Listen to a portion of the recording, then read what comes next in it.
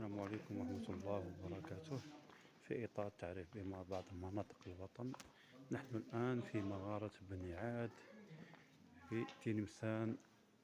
على ما أعتقد أنها أكبر مغارة في الجزائر، ما شاء الله.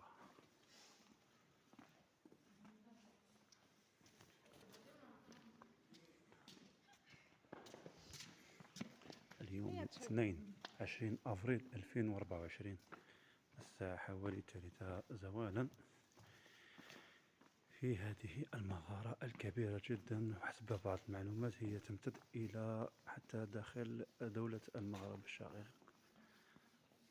شوف هذه الأحجار الكلسية،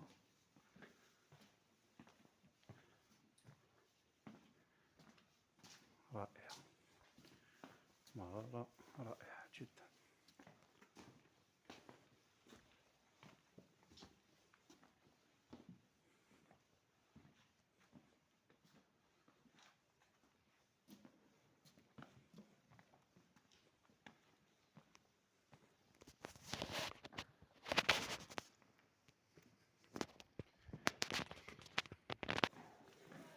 مع دائما في هذه المغارة العجيب فعلا.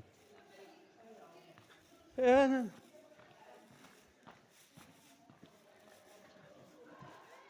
طويلة يعني تبع فيها سياح كثيرين. شفت حتى سياح من تركيا وليبيا. من خرجوا ولد هذا وليدي وليدي.